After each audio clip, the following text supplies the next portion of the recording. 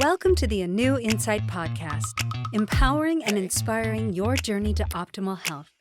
Hosted by Dr. Supatra Tovar, clinical psychologist, registered dietitian, fitness expert, and author of Deprogram Diet Culture. Rethink your relationship with food, heal your mind, and live a diet-free life. I follow my guests' journey to optimal health, providing you with the keys to unlock your own wellness path. Tune in and evolve with us. Welcome back to the ANEW Insight Podcast. We're back for the second half of our interview with overeating specialist and psychologist, Dr. Glenn Livingston. Glenn gave us some really invaluable insight into his history with overeating, how he was able to overcome that, and what inspired his eighth book, you guys, his eighth book. So, Dr. Glenn, welcome back. I like to write. Thank you for having me. Thank you for having me back. Yes. So give me a picture of the structure of Defeat Your Cravings. Kind of give me the overview of what people can glean from the book. And then we're going to go into some more specifics and veer off into other areas. You would start with one simple rule. And let me just say that in the book itself, there are a lot of ways to address concerns over rules. And I know that probably a lot of people listening will have concerns over rules, but let's just assume you can get over that. I'd have you start with one simple rule. This is something that you could and would do that wouldn't be too burdensome, but will really let you know that you're moving the ship in the right direction. I'll never go back for seconds again, or I'll always put my fork down between bites, or I'll only have pretzels at Major League Baseball stadiums, something like that. Or I always put my gym clothes out before I go to bed. You want a low bar because what most people tend to do is set up a whole diet with high bars, a difficult thing to do because they really want to get the weight off fast. And besides the fact that puts you in a feast and famine environment and your brain's going to want to hoard food the moment that you break, it's also difficult to maintain. It's easy to maintain when you have your mojo, but one day you're going to wake up without your mojo and just not feel like it. And if you have a low bar, then you can jump over it when you don't have your mojo as well as when you do. The reason that's important is that you trigger what we might call the identity function. So if you see yourself putting your gym clothes out every night before you go to bed, after a month, you're going to start saying to yourself, I must be someone who wants to go to the gym. I must be someone who wants to go to the gym. I wonder what else someone who wants to go to the gym might do. And before you know it, you're drinking a little more water, or doing a couple of push-ups before you go to bed, or, actually going to the gym. And you've got this identity that really directs your behavior. Identity is a collection of character traits. A character trait is nothing more than what you do at the moment of temptation habitually.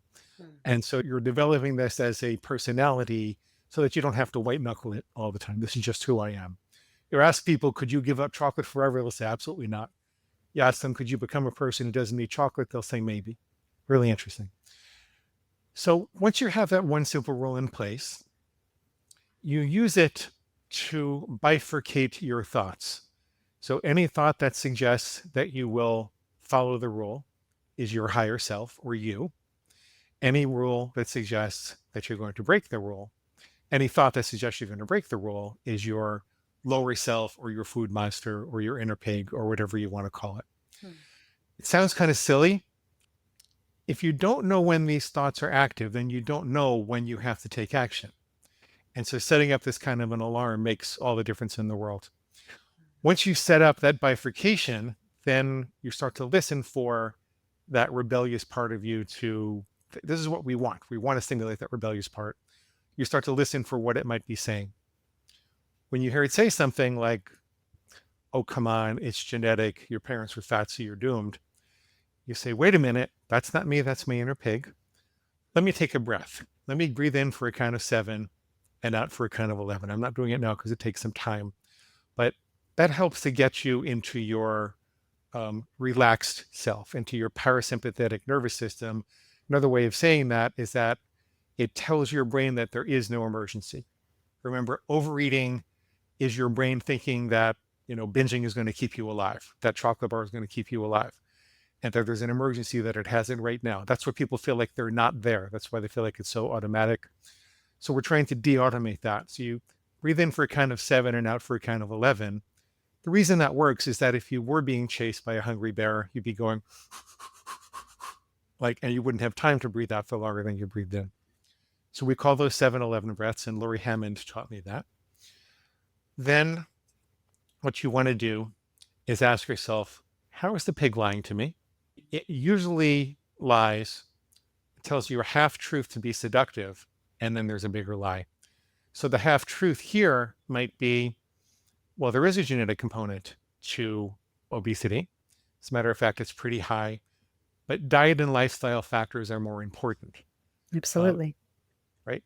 And besides, if I was dealt a bad hand of cards, does that mean that I should give up and get as fat as I can? Or should I play the hand of cards the best that I possibly could? So you ask, why is the pig wrong? And you acknowledge the true part of it so you don't waste energy trying to fight the truth. Then you take another 7-11 breath. You should be feeling calmer at this point. You should be feeling less interested in overeating. And you say, well, what would make me feel happier or like a better person if I stayed with my rule right now? And usually you've set this up beforehand and kind of run through an exercise to figure out what would happen in a year if you could stay with this role. And you really kind of believe in the value of this role. But just for argument's sake, let's say if I don't have chocolate on a weekday, if I don't have chocolate on a weekday, then, and I do that for a year, then, I'll probably be at least 20 pounds thinner, and I'll have less worries about cardiovascular disease and diabetes and kidney problems, and my skin will be clearer, and my immune problems will be gone. And I'll feel proud of myself. I'll be able to be present without obsessing about food all the time. And you kind of connect to your big why. You connect to the reason that you're doing all this in the first place. Take another 7-11 breath, and then ask yourself, do I need to eat something?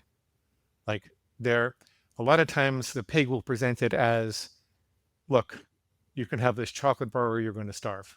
And that's what overeating is about. But you can say, you know what? I don't have to have that chocolate bar and I still don't have to starve.